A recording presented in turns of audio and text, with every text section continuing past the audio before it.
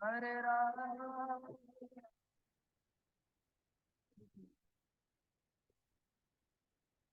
Hare Rama,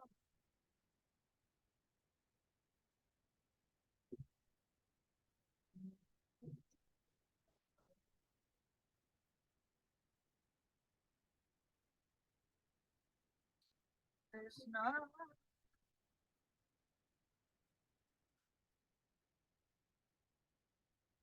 Hare Rama,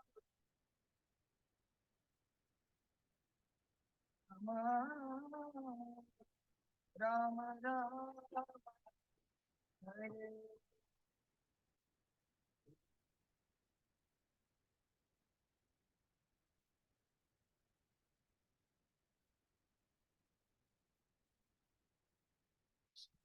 Krishna,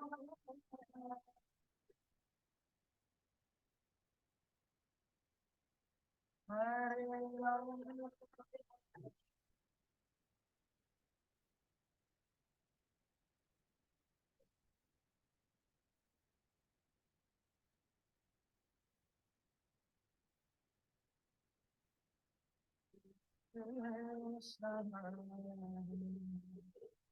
Krishna, Krishna, Krishna, Krishna, Hare Rama, Rama,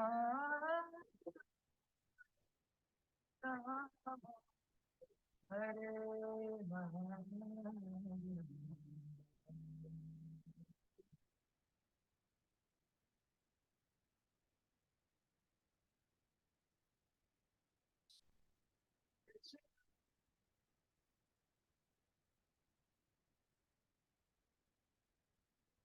Hare Rama,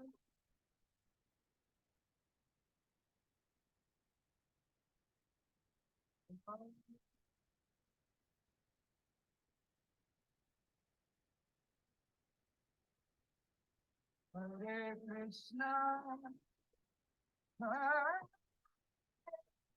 Krishna, Krishna Krishna, Hare Hare, Hare Rama, Hare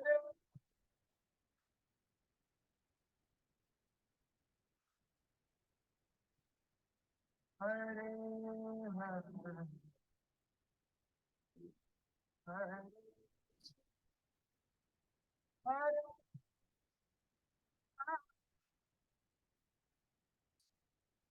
Hare Krishna, Hare Hare,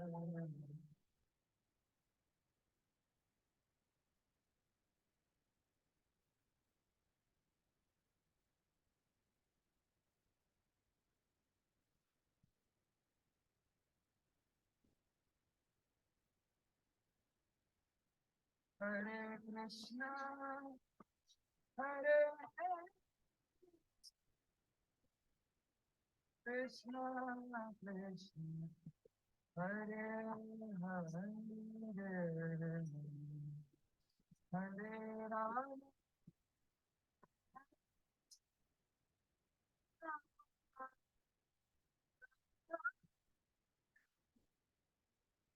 Hare Hare,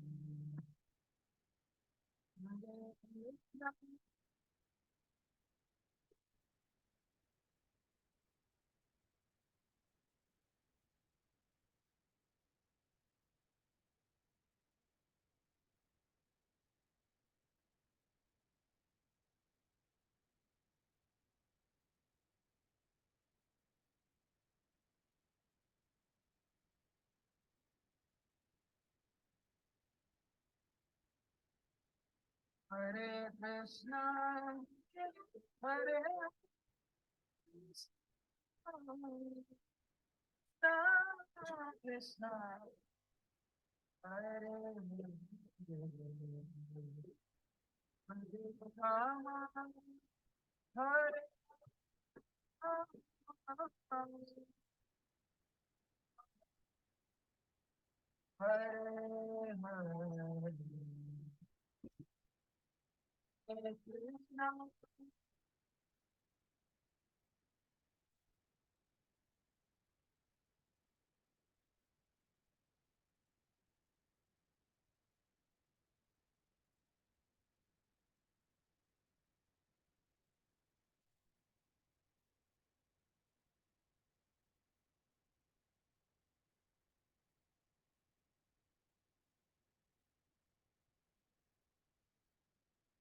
Hare Krishna, Krishna, Krishna, Krishna, Hare Hare, Hare Rama,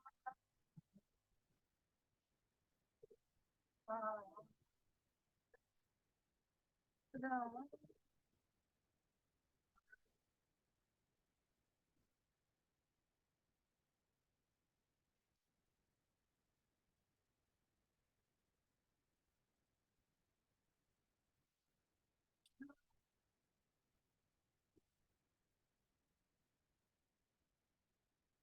Hare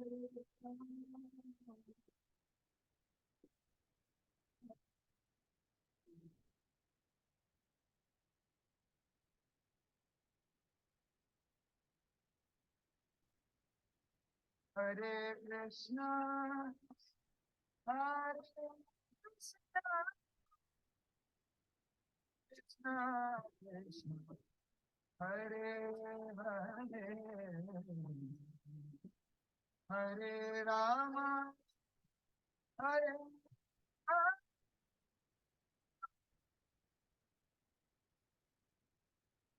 Hare, Hare Hare.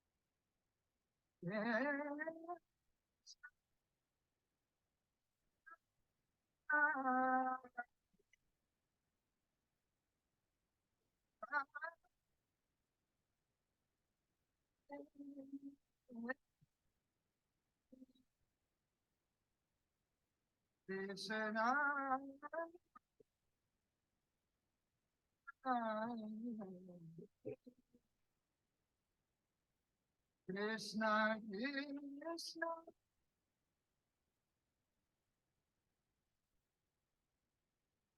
Hare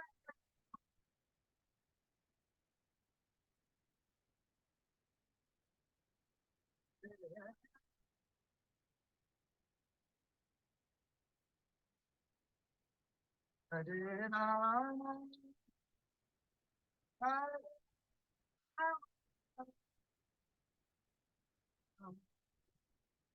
Rama, Hare Hare, Hare Krishna,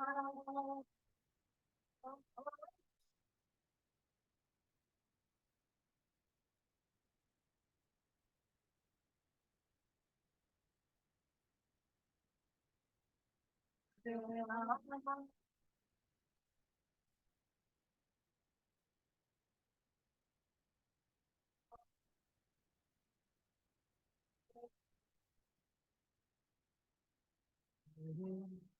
Krishna, Hare Krishna, Krishna Krishna,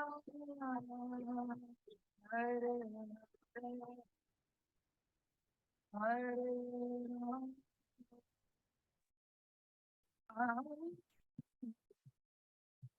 Hare Hare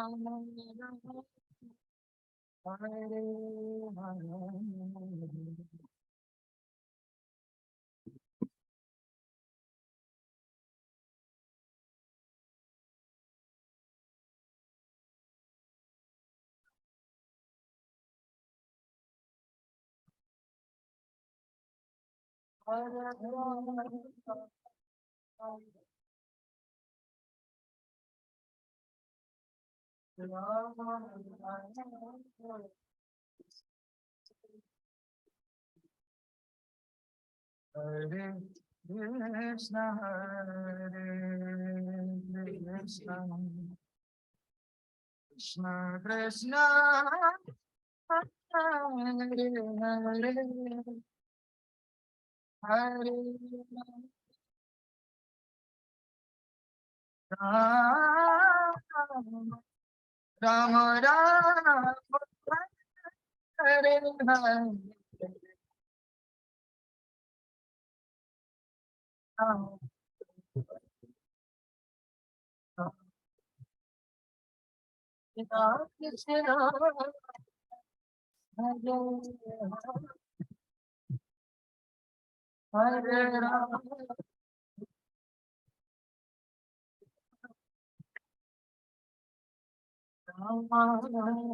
Rama, Hare Hare.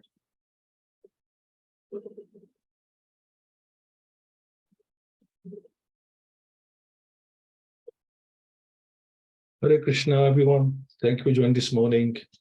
Shimbak class and attentive japa. And happy Advaita Chari Parents Day to all. We'll make a start. And we are still talking about Maharaja Prthu. Last time, Maharaja Prthu, he was glorified by the saints and the demigods, but he felt that he hadn't done anything, that justified that glorification. But he ruled for a long time, so there's plenty for him to do. And today, Maharaja Prthu becomes angry at the earth because he's very enthusiastic to make everyone happy and to live by his name and the standard that has been set for him. So we'll continue from here. So Vidur inquired from the great sage Maitreya, "My dear Brahman, since Mother Earth can appear in different shapes, why did she take the shape of a cow? And when King Prthu milked her, who became the calf and what was the milking part?" So this was the question. This is how Vidur started this conversation. And now Maitri Muni, he will give him the background to this. So the surface of the earth is by nature low in some places and high in others. So how did King Prthu level the surface of the earth? And why did the king of heaven, Indra, steal the horse meant for the sacrifice? So that will come later on, but these are some of the questions Vidur wanted to know the answers to. So let's do a prayer first of all. Om Namo Bhagavate Vasudevaya. Om Namo Bhagavate Vasudevaya. Om Namo Bhagavate Vasudevaya. Mukham Kroti Vachanam Bhangum Lagyate Guru. Yat Kirpata Hamande Shri Gurundim Taranam Paramnanda Madhunam Shri Chaitanya Ishwar. Hari Om Tassat Narayanam Namaskritya Naram Cheva Narottamam Devim Saraswati Vyasam Tato Jayam Uduriyat. Nastaprisha Abhadareshu Nityam Bhagavad Sevya Bhagavati Uttam Shloke Bhakti Bhavati Nestaki. Hare Krishna. So the great saintly king Maharaja Prthu received knowledge from Sanat Kumar, who was the greatest Vedic scholar. After receiving knowledge to be applied practically in his life, how did the saintly king attain his desired destination? So this is still more questions. Prabhupada mentioned that there are 4 Vaishnava Sampradayas, or systems of disciplic succession. One Sampradaya comes from Lord Brahma, one from Goddess of Fortune, Lakshmi, and one from what they call Shri, and one from Kumaras, headed by Sanat Kumar, and one from Shiva. These 4 systems of disciplic succession are still going on. And we belong to the Brahma, Madhva Gaudiya Vaishnava Sampradaya. So our Sampradaya starts with Brahma. As King Prthu has illustrated, One who is serious about receiving transcendental Vedic knowledge must accept a guru or spiritual master in one of these 4 disciplic successions, because they come all the way from Krishna. They connect you to Krishna, you're connected to Sampradaya, you're connected to the previous acharyas, and you're connected to Krishna himself. It is said that unless one accepts a mantra from one of these sampradayas, the so-called mantra will not act in Kali Yuga.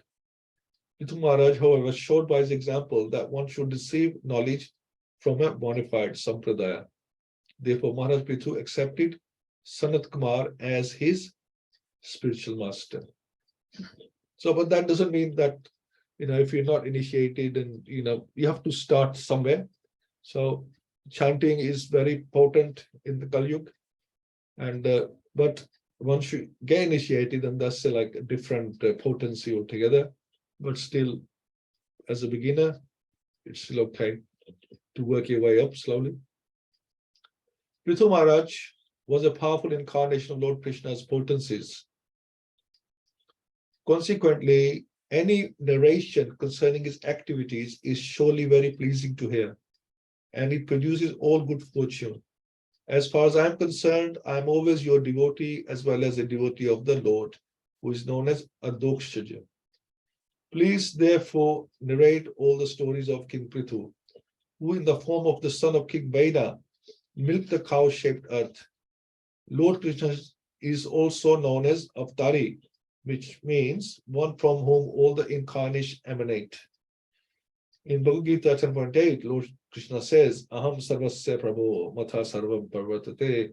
Everything emanates from me, all spiritual and material things. I am the source of all spiritual material worlds. Everything emanates from me. Thus, Lord Krishna is the origin of everyone's appearance. As far as this material world is concerned, Lord Brahma, Lord Vishnu, and Lord Shiva are all emanations from Krishna. Sometimes we think that Krishna is emanation from Lord Vishnu, but it's the other way around. Shiva, Brahma, Vishnu, these 3 Murti, they are emanations of Krishna himself. He's the original Godhead. These 3 incarnations of Krishna are called Guna avatars. The material world is governed by 3 material modes of nature, and Lord Vishnu, Lord Brahma, and Lord Shiva respectively take charge of the mode of goodness, passion, and Shiva takes care of the ignorance mode. Maharaj Prthu is also an incarnation of those qualities of Lord Krishna, by which one rules over conditioned souls.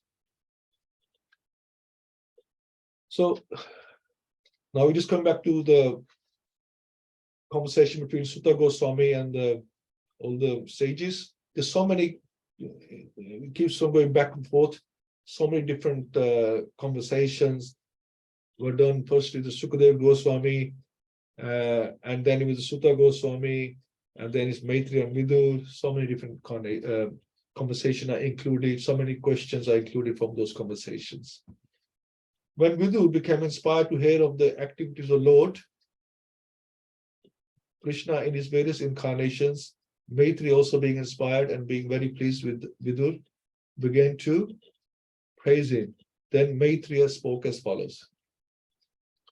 The great sage Maitreya continued, My dear Vidur, at the time King Prithu was enthroned by the great sage of Brahmanas and declared to be the protector of the citizens, there was a scarcity of food grains. The citizens actually became skinny due to starvation. I mean, that happening when God himself is ruling, that, leaves something to be desired. Therefore, they came before the king and informed him of their real situation. Dear king, just as a tree with a fire burning in the hollow of the trunk gradually dries up, we are drying up due to the fire of hunger in our stomachs. You are the protector of surrendered souls, and you have been appointed to give employment to us. Therefore, we have all come to you for protection. You are not only a king, but the incarnation of God as well. Indeed, you are the king of all kings. You can give us all kinds of occupational engagements, for you are the master of our livelihood. Therefore, O king of all kings, please reign to satisfy our hunger by the proper distribution of food grains. Please take care of us, lest we soon die who want the food. So it's not like Prthu Maharaj, he was holding back the grains, or he was overtaxing the citizens like normally happens with the kings. They either holding back resources or they overtax them, so people starve. But in this case, there was another issue. So after hearing this lamentation and seeing the pitiable condition of the citizens, King Prithu contemplated this matter for a long time to see if he could find out the underlying causes. Having arrived at a conclusion, the king took up his bow and arrow and aimed them at the earth, exactly like Lord Shiva, who destroys the whole world out of anger. King Prithu found out the cause for the scarcity of food grains. He could understand that it was not the people's fault, for they were not lazy in executing their duties. Rather, the earth was not producing sufficient food grains. This indicates that the earth can produce sufficiently if everything is properly arranged. But sometimes the earth can refuse to produce food grains for various reasons. The theory that there is a scarcity of food grains due to an increase of population is not a very sound theory, Prabhupada mentions. There are other causes that enable the earth to produce profusely or to stop producing. King Prithu found out the proper causes and took the necessary steps immediately. When the earth saw that King Prithu was taking his bow and arrow to kill her, she became very much afraid and began to tremble. She then began to flee, exactly like a deer, which runs very swiftly when followed by a hunter. Being afraid of King Prithu, she took the shape of a cow and began to run. Just as the mother produces various children, but both male and female, the womb of Mother Earth produces all kinds of living entities in various shapes. Thus, it is possible for Mother Earth to take an innumerable shapes at this time. In order to avoid the wrath of King Prithu, she took the shape of a cow.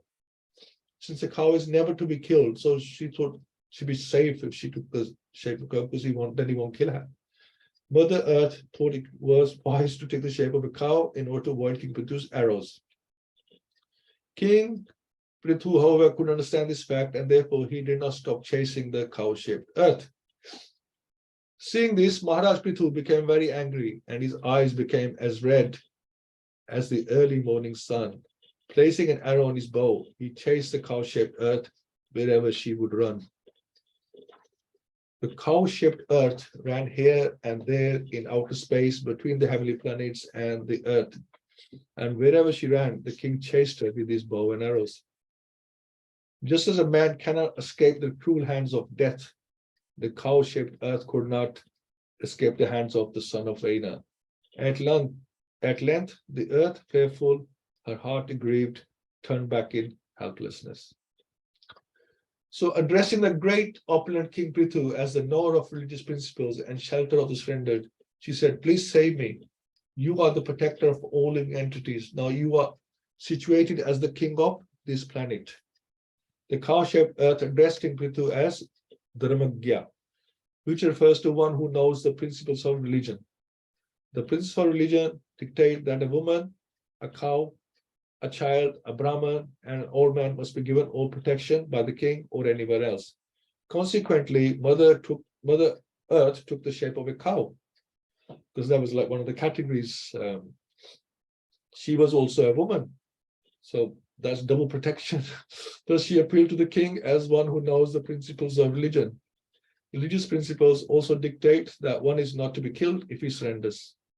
She reminded King Prithu that not only was he an incarnation of God, but he was situated as the king of the earth as well. Therefore, his duty was to excuse her.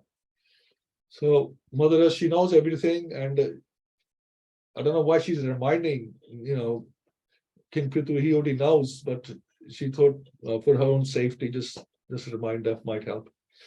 The cow-shaped earth continued to appeal to the king. "I am very poor and have not committed any sinful activities. I don't know why you want to kill me, since you are supposed to be the knower of all religious principles. Why so envious of me? And why so anxious to kill a woman? Beneath the entire planet system is the Garbha water. Lord Vishnu lies on this Garbha water, and from his abdomen a lotus stem grows, and all the planets within the universe are floating in the air, being supported by this lotus stem.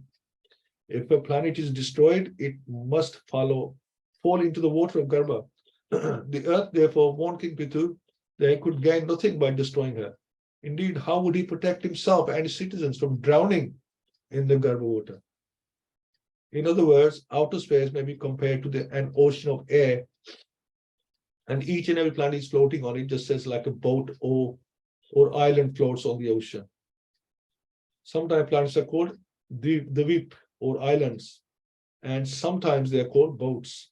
Thus, the cosmic manifestation is partially explained in this reference by the cow-shaped earth.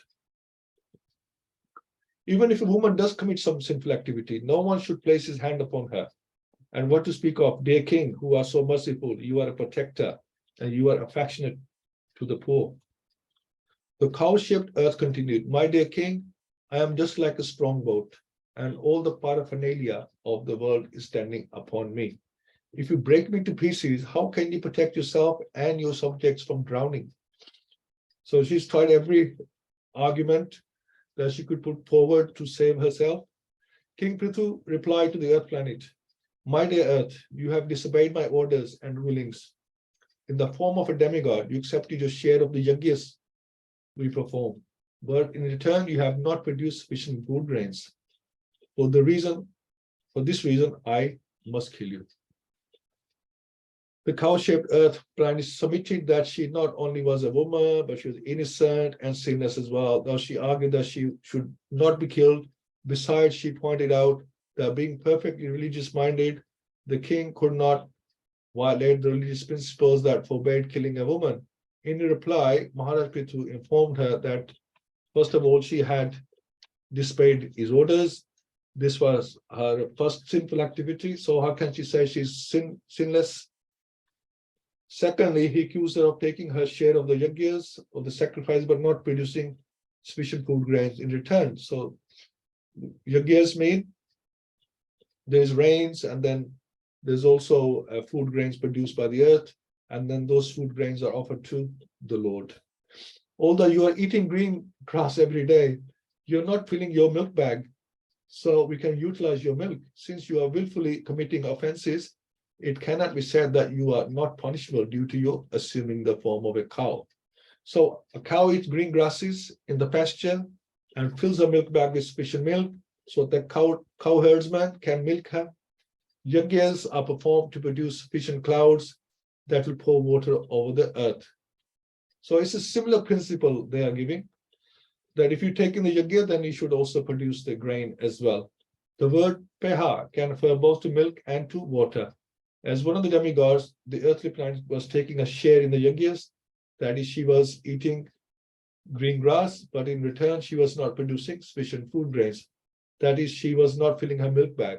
Prithu Maharaj was therefore justified in threatening to punish her for her offenses. So it's like somebody getting paid employment, but not doing their work. This is what Prithu Maharaj is saying, that you've taken the payment, but you haven't delivered anything. What are you supposed to do? That's why you're getting paid. You have so lost your intelligence that despite my orders, you did not deliver the seeds of herbs and grains formerly created by Brahma and now hidden within yourself.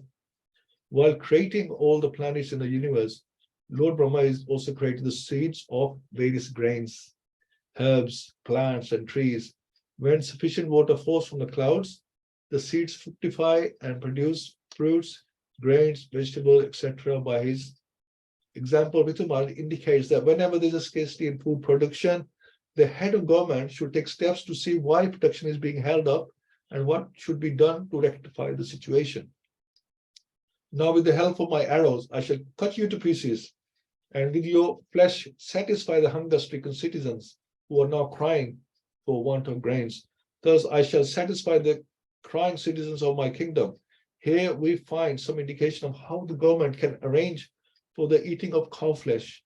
It is indicated here that in a rare circumstance, when there is no supply of grains, the government may sanction the eating of meat, However, when there is sufficient food, the government should not allow the eating of cow's flesh just to satisfy the fastidious tongue. In other words, in rare circumstances, when people are suffering for want of grains, meat eating and flesh eating can be allowed, but not otherwise. The maintenance of slaughterhouses for the satisfaction of the tongue and the killing of animals unnecessarily should never be sanctioned by a government. So that's a very good point. That meat, people think that if it doesn't harm me, then everything is made for me. All the meat stuff and everything is made for me to eat, because we find that it's good for the body, helps the body, gives protein, etc., etc. But Prabhupada is saying that meat is like substitute. It's not the main food that we should be acquiring. It's the grains that we take in. In emergency, that there's no grain, no complete drought, we're going to die. At that last resort, we can turn to meat. Otherwise, we should refrain from eating meat. And plus, it's one of our regulations anyway. So thank you so much. There's so many things there. Love to hear your views on this. Prem Prakash Prabhu, Shani Mataji, my father-in-law ji, Hina Mataji, Partha Prabhu, Parveen Mataji, and Rukuni Mataji. And we'll start from the bottom upwards today. I think we're going the same series. So Rukmani Mataji, we'll start with yourselves. For some reason, it's not alphabetical order today. Hare Krishna Mataji. Oh, actually, you just realized you haven't got any audio. No worries. Mataji, I'm going to chant. I was hoping chant around for us. Parveen Mataji, Hare Krishna. Hare Krishna Prabhuji, then what pranam? Yeah, the thing that came to my mind is the duty. We have to fulfill our duty.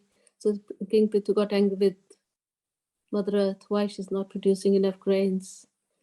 So it was a duty to produce the grains. So like even Bhagavad-Gita, Lord Krishna says we have to do our prescribed duties. But I don't know the reason why Mother Earth was not producing enough grains. So we'll find out later. Yeah, we should find out later on. Yeah, because she will respond in the next time. She Right. will respond to why she was not able to produce the grains. You will have a problem with the. Yeah, it's just flickering. Your screen is. I'm not too sure. Oh, I don't know. My screen is flickering, but screen is flickering. Yeah, that's better now. I will leave it like that, just in case. Okay. Thank you, Mataji. Thank you so much. Yeah, you all should do our prescribed duties. That is very important.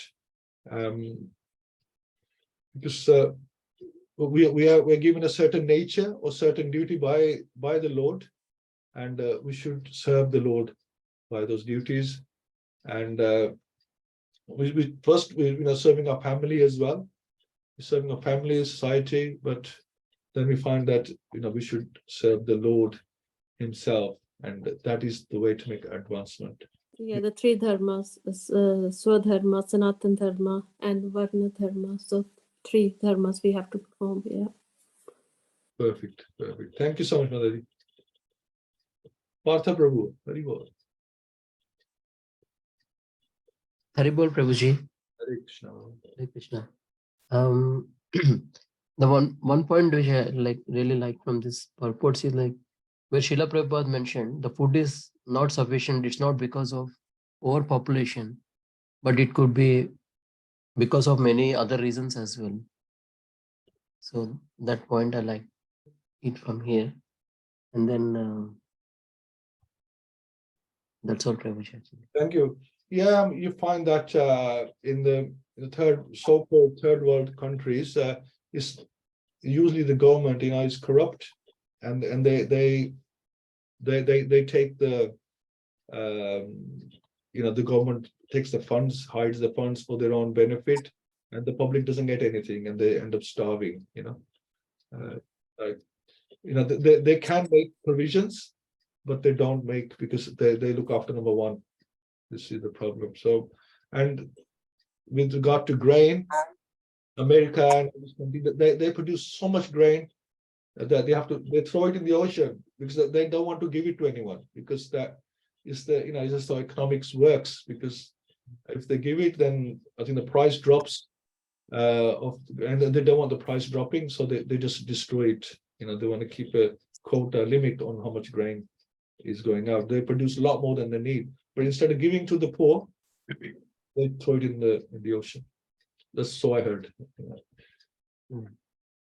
But that's the Kali Yuga governments. And here's Maharaja Prthu, who's fighting for the rights of the citizens. And that's what the government should be doing, fighting for the rights of their citizens. Not filling their own pockets, Okay. Anything else on the Hina Mataji? Hare Krishna.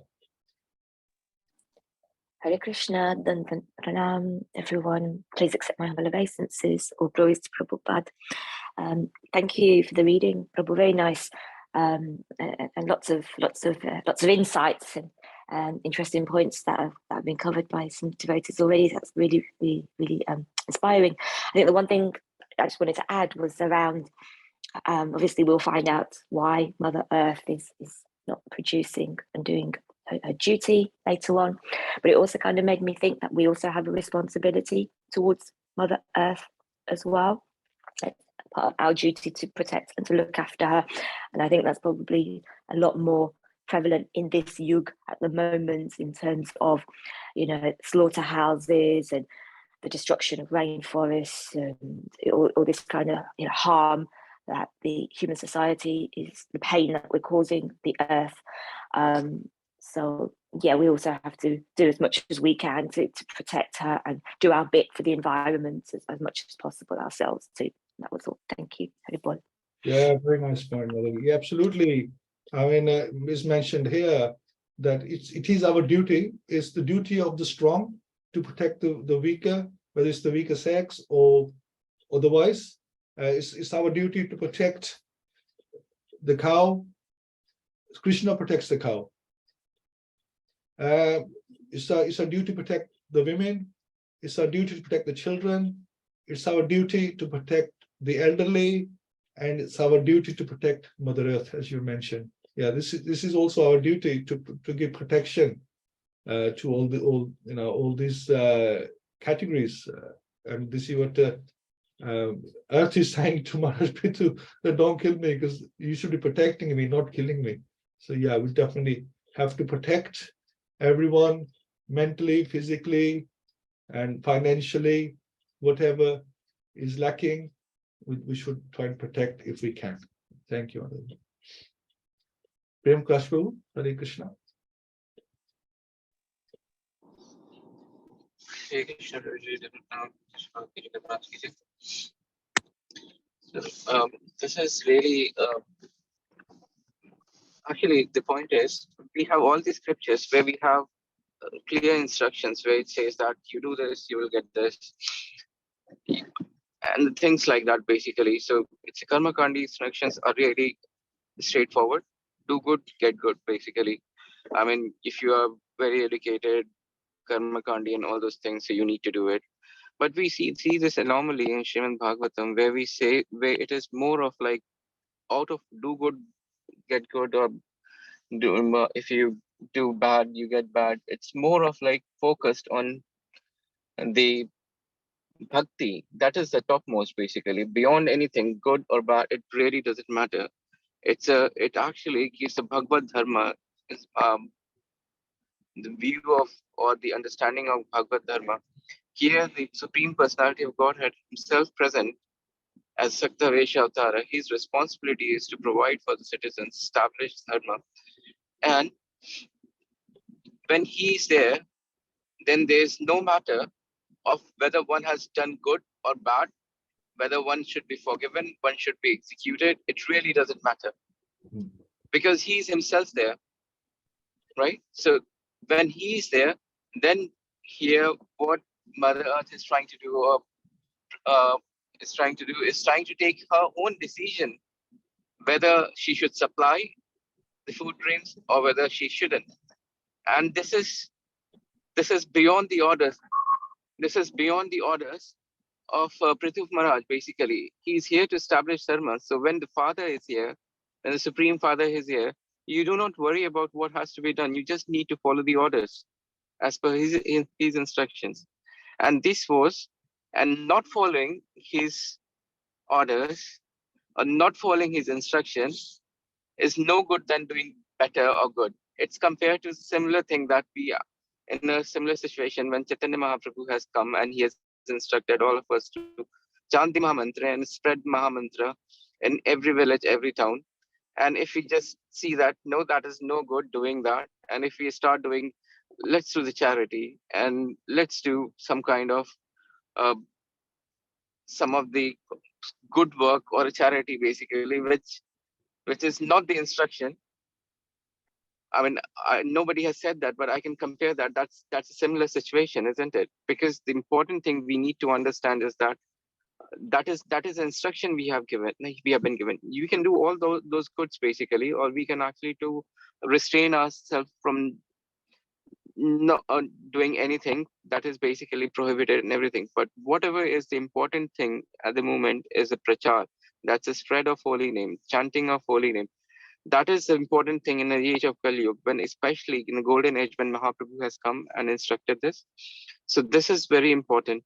And in this example, where Mother Earth actually failed to understand, I wouldn't say fail, but she could have understood in this way that Prthu Maharaj is here and Prthu Maharaj has instructed, she should actually try to please Prthu Maharaj rather than trying to take her own decision. The another example is given by the Brahmana of Mathura. Basically, they were performing yajna, and when the Gopas came and asked for prasadam for Krishna, bhoga for Krishna, they didn't reply basically. So you see what's happening is that the instructions of Krishna is coming from, but still sticking to what is good and what is bad basically, and what is karma kandi stuff basically. If somebody has done good, he should be rewarded, and if somebody hasn't, then he should be punished. Something that all falls, that everything doesn't stand when Krishna is himself here to take decision on the person. Example of Ajamil. Ajamil was like, Ajamil was considered to be the, he has done all the sins basically. But look what is important at the moment. When he took the holy name, when he actually took the holy name, called Narayana, the glories of the holy name actually overshadowed everything that he did. So when Narayana is here and there is a conversation between Yam Dutas and the Vishnu Dutas, then Vishnu Duta said that everything overshadowed. When Narayana is the holy name, glory of holy name is protecting a person, there is no sin that can be actually considered big enough to actually take over the whole glories of holy name. So when Prithvi Maharaj is here, when he himself is here, so at that time there is no decision could be made where to judge whether one is right or not. If Prithvi Maharaj is saying, then that's what is a dharma at the moment, and that's what it is. Dharma tu sakshat bhagavad pranitam. Whatever is said by Krishna, whatever is said by Krishna, the Supreme Personality of Godhead, that is dharma. Whatever instruction is given, that is dharma, and beyond that, nothing is beyond that. Nothing lies basically. When Krishna is there, when Krishna's instruction is there, whatever mode of goodness or ignorance is there, it just overshadows everything. That's one of the big instructions that I would take from this pastime. There are something, obviously there are many things which are bewildering, but when I look from this perspective, it all seems to suit to whatever is going on, is suit to the instructions, because it's Krishna's instruction and that needs to be followed regardless of whatever is there. Hare Krishna, that's what I will take it from my side. Hare Krishna. Hare Krishna. And see, one of the other problems was that the Mother Earth, whatever the reason was for not producing, she was taking the contribution of the yajna. That was one of the points that Maharaja Prthu was making, that when it comes to payment, you're happy to take the payment, but you're not doing anything in return. And it's not just your issue. This is an issue of all the citizens, that you're starving them, but you're happy to take the payment in the form of a yajna, right? So that's what angered Prthu Maharaj, because just like the citizens came to him with the problem, the Mother Earth should also have approached Maharaj as well. Say, look, I have this issue. I know I've taken the payment, but I'm not able to produce. And maybe then Maharaja Prthu can help her. And she's very quick to say, oh, you are incarnation of God, and you are a king, and I'm a woman. Now I'm also a cow.